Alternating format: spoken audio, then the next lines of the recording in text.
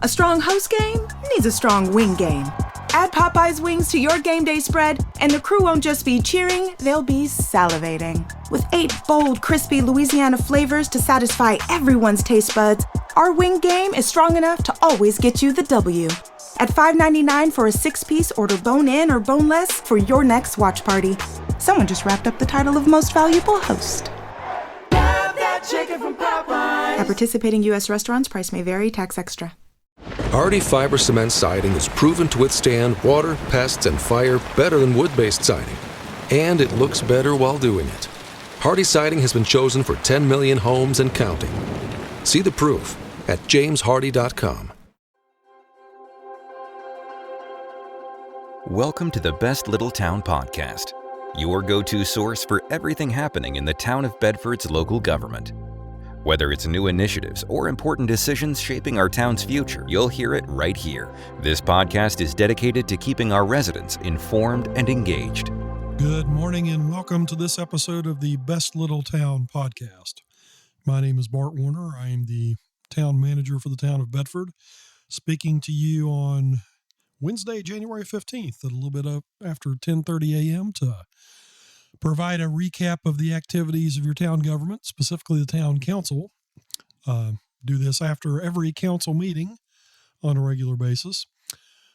And we had one of those just last night. But prior to that, back on January 2nd, we did have an election this past fall, and we have 3 new council members and 1 returning member.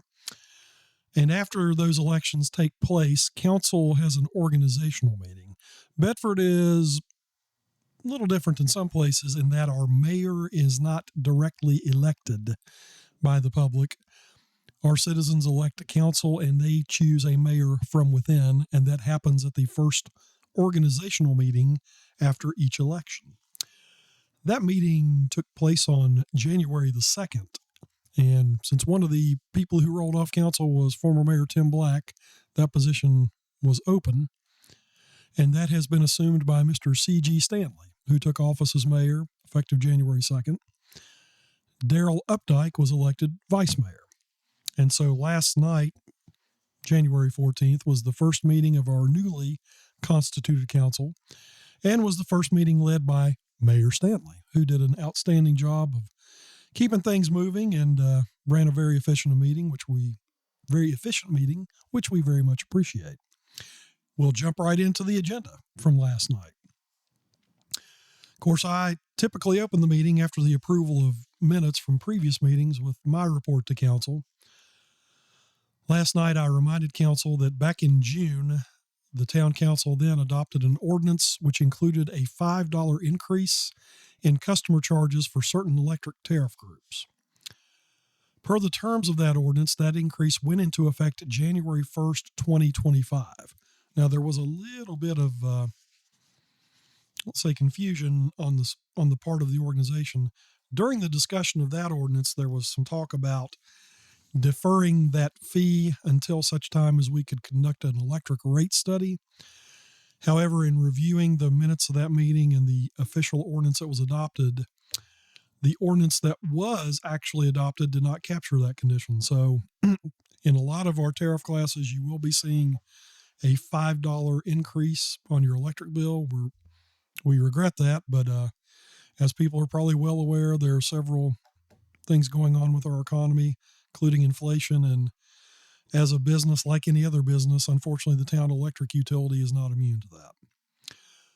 However, with regard to the rate study, we have since June contracted with a consulting firm known as Raftellus, and they have begun work on evaluating our electric rates and our electric regulations and our tariffs. And they are currently working with town staff to obtain the data they are required to produce that report. So, although the intent, I think, was to tie the increase with that study, both are kind of happening in conjunction. As most folks know, we've had some winter weather over the past couple of weeks. I did give a shout out to my colleagues with town staff, particularly Public Works, Electric, and our police department for their efforts. Recovering from the freezing rain and ice event that occurred overnight on January 5th, we did receive a couple of comments and questions, and those are always welcome. there was a little confusion, I think, maybe amongst citizens about our recovery time and our reaction to that event. And this one was different. Without kind of overly explaining things, snow events we are very well acquainted with, and we do well at getting snow off the roads. Ice is an altogether different proposition for us, and particularly when coupled with freezing rain, it's just a much more challenging situation.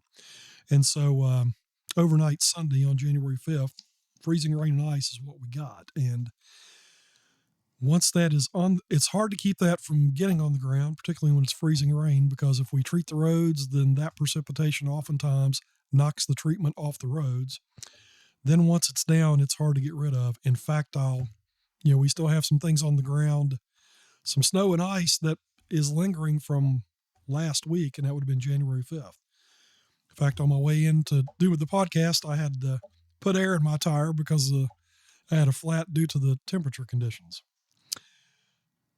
We also had this past weekend on Friday night a recent snowfall of 3 to 4 inches locally in town.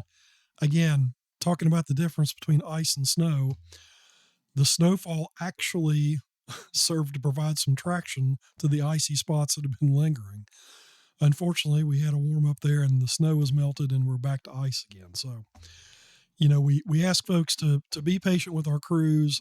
We have some experience overall in the organization working with this, but ice is a different critter entirely. And fortunately for us, we don't deal with it very often, but when we do, it's a different situation.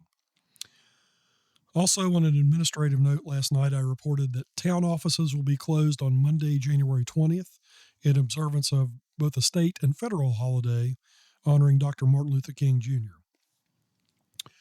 In response to a question from council last night, there will be a budget retreat amongst council members on Saturday, February 22nd.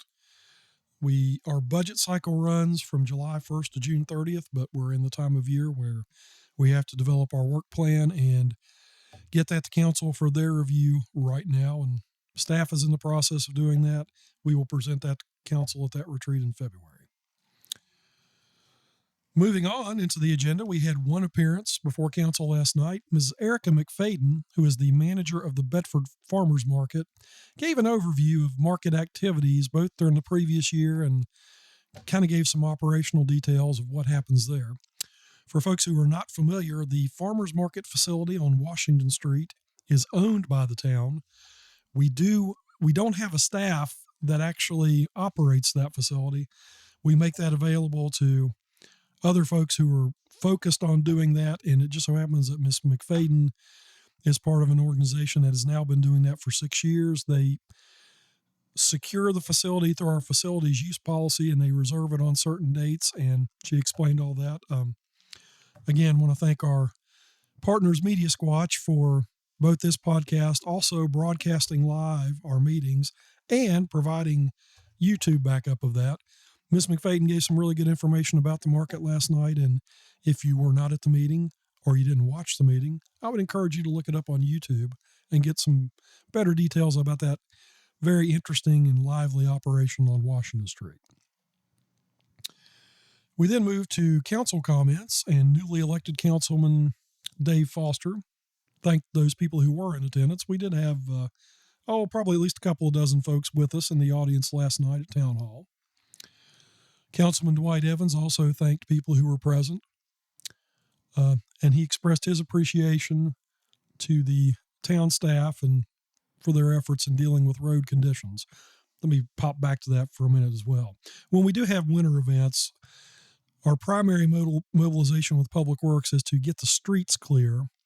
Then, as we're able to, we try to address sidewalks in the Centertown area. Now, that's also a little bit complicated by the fact that there's some question about where the public right-of-way exists and where it does not. We do ask folks to help us out with sidewalk maintenance, and there is code language requiring that. But again, what we try to do is manage that, I'm going to say in a common sense way, to make sure it's done safely and efficiently.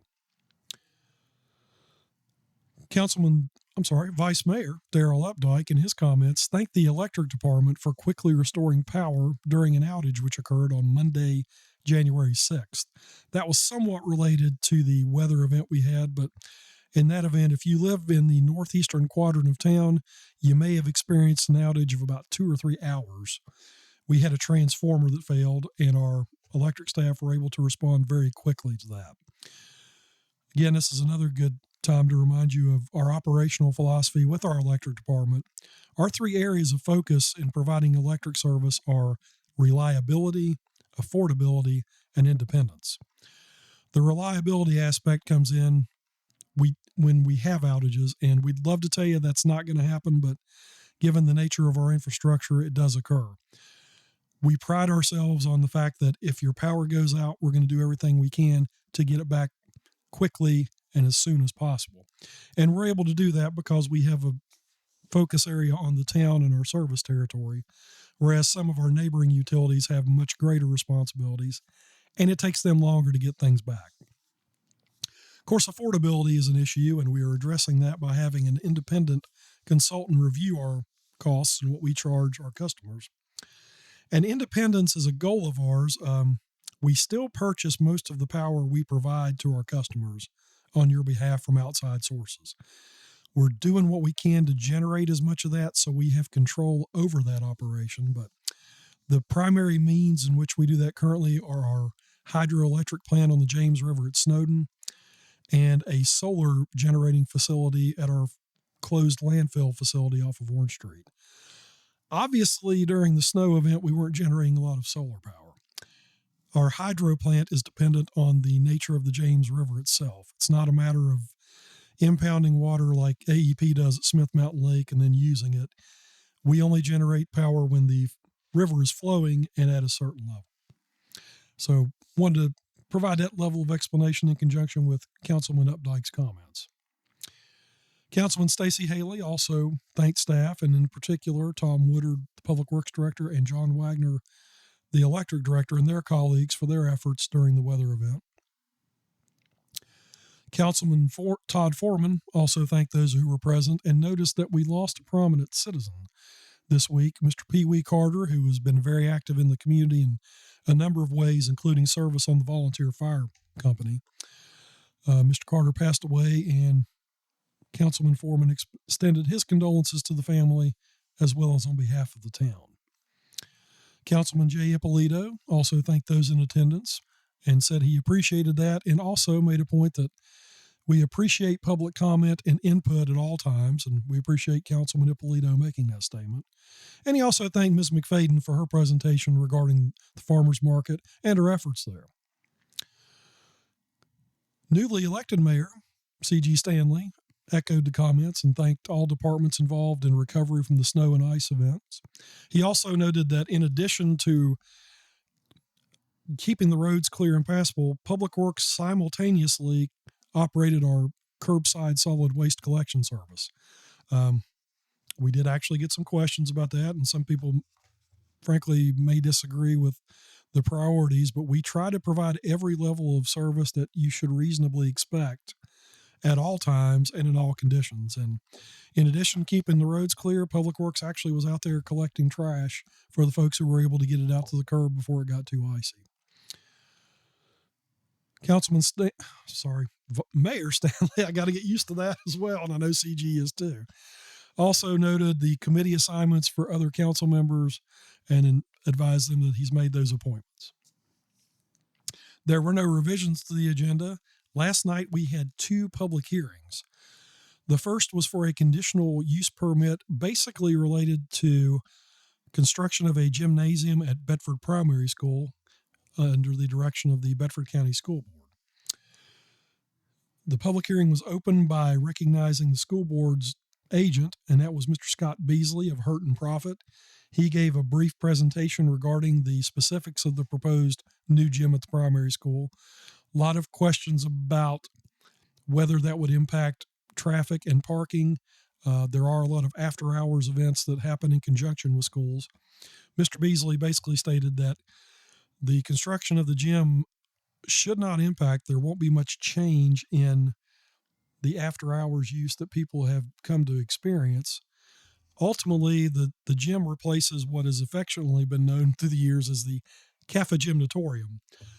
For folks who grew up and attended Bedford Primary School or had children there, as I did, you're probably familiar with the fact that the cafeteria also functioned as the gymnasium for physical education and events, as well as an auditorium for PTA presentations and seasonal get-togethers. The gym facility has been something that's been discussed for a long time in the community, and we do appreciate the school board in being able to move forward with that. There were no other speakers at that public hearing, so Mayor Stanley closed that one.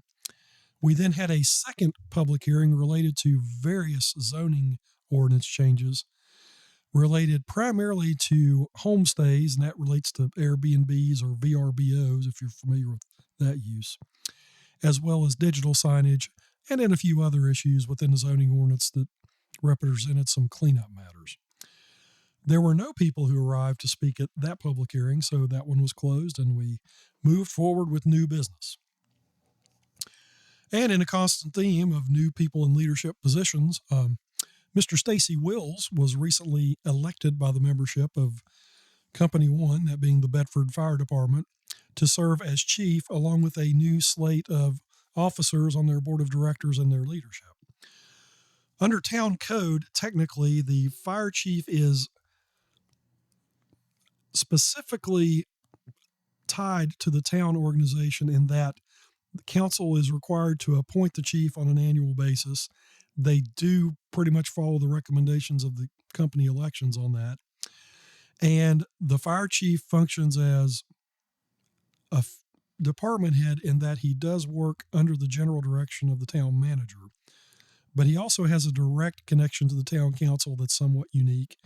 And also, the chief of Company 1 interacts with the county management and emergency management staff in a different manner than other department heads. So the government structure, in case anybody's interested, is town council employs me as town manager to effectively carry out their policies and the codes and ordinances that they adopt, and to manage staff. And it's my responsibility to hire and oversee all department heads, who then hire and oversee their employees, with the notable exception of the fire chief, who is appointed directly by council as part of town code. Council performed their ministerial action last night to do that, and Mr. Stacy Wills, who was elected by the company back in December, has now been officially appointed and is serving as the fire chief for the town of Bedford. Chief Wills gave a bit of a background report on what the department's been up to, as well as a document which he handed out to town council identifying their priorities within the next 5 years.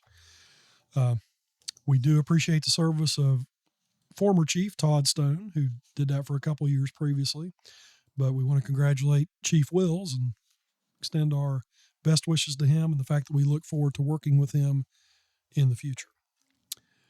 The next item of new business dealt with action on the actual conditional use permit for the Bedford Primary School. Again, the school is a facility that's owned and operated by the county and by the county school board, but it is subject to local zoning regulations, and it's a matter where the school is located in a residential area, which is somewhat unusual. Nowadays, those schools are typically sited in non-residential areas. So since Bedford Primary is within a neighborhood, they had to receive permission from council in the form of a conditional use permit to add the gymnasium. A lot of the concerns expressed there, again, in council's discussion of the matter, related to after-hours events and impacts on traffic and parking. In addition to Mr. Beasley from Hurt and Profit, Principal Lisa Dellis was present, and she fielded some questions. Not going to go into too many details there. Again, if you want to follow us on YouTube and follow the discussion there, I would encourage you to do so. Ultimately, council did vote unanimously to grant the conditional use permit as recommended by the Planning Commission. That recommendation was also unanimous. And so for future generations and future students of Bedford Primary School, they will have a facility for physical education that has not been in place up to this point. So again, that is something that was pursued and is being enacted by the Bedford County School Board. And for those of you who are interested in such things, you might want to make a point to thank them if that's something that you were certainly in favor of. The last remaining item of new business were the several matters of zoning ordinance amendments. Those were kind of broken up into three categories. The first dealt with regulations of homestay use. And when we say homestay, again, we're talking about Airbnbs and vacation rental by owner type situations, not bed and breakfast, oddly enough, which are a separate category in zoning. Zoning is a fascinating process to anybody that is involved in its administration, but it's probably aggravating and complicated for everybody else. So last night represented a lot of housekeeping work that was done by Planning Director Mary Zirkle, as well as the members of the Planning Commission. The zoning ordinance was completely revised back in March of 2024, but this issue of homestay use was something that was kind of lingering. One of the main issues was the minimum age for someone to be eligible to rent a home through VRBO or Airbnb standards. The previous language had identified 18 as being the age of consent to be able to do that. After discussion, the Planning Commission recommended increasing that to 21 years. So, again, in the zoning where an Airbnb may be allowed, anyone who would intend to use that has to be a minimum of 21 years of age. There was also some clarifying language about the specifics of the ability to rent an entire house or to break up rental of houses into different units. 4 was the metric that was quoted last night. And Planning Commission tightened up language to prevent that from happening. Basically, we recognize the trends in the real estate market towards VRBOs and Airbnbs, but the zoning ordinance has to parallel that, and that was the proposal of the Planning Commission. The next item that was covered in the kind of blanket series of amendments was digital signage. Again, this is a relatively new technology within the last 15 to 20 years. We've probably seen those in other places. The issues there relate to glare. They relate to the interval at which the signs change. And the concerns there, frankly, relate to driver safety and also pedestrian safety. Planning Commission has historically also had concerns about how those blend in with historic areas and has historically avoided allowing those in our Centertown area. They did come up with some changes to digital sign regulations, which allow them to be used more broadly. However, I will note they're still not permitted within the B1 or Centertown issue. Again, the changes they recommended related to the speed limits for the adjoining roads where these signs will be located, as well as the interval rate at which these would change or flash. Beyond that, when these ordinance was rewritten and adopted in March 24, there were a couple of uses that were inadvertently omitted, mainly car washes and automotive repair uses, and some definitions and clarifying language that the Planning Commission worked to address and recommended approval of those changes. Ultimately, last night, Town Council did adopt all of the changes, which will now be incorporated into our zoning, and we feel like our zoning ordinance is now more reflective of what we feel are the most recent trends in both technology and land use. After the conclusion of new business last night, Town Council did have a closed session with legal staff regarding a matter related to an incident at the county scale house back in the summer, which relates to an insurance claim and some complications there.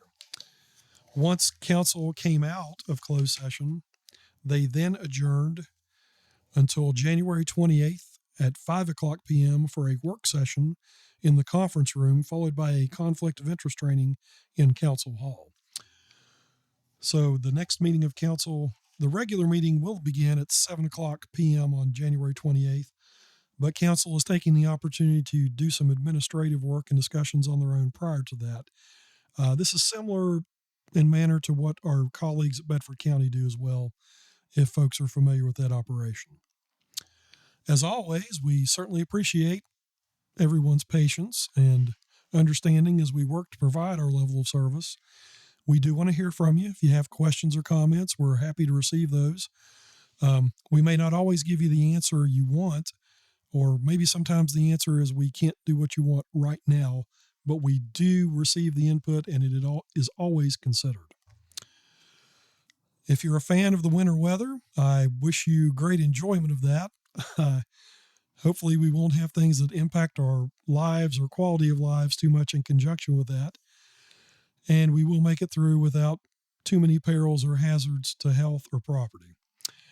Till I join you next time, I thank you for your attention to this podcast. Again, we encourage you to get in touch with us by phone at Town Hall. That number is 540-587-6001. You can contact me directly by email at bwarner@bedfordva.gov. And again, my name is Bart Warner. I have the privilege of serving as your town manager. And until next time, I wish you much health and happiness. Thank you for tuning in.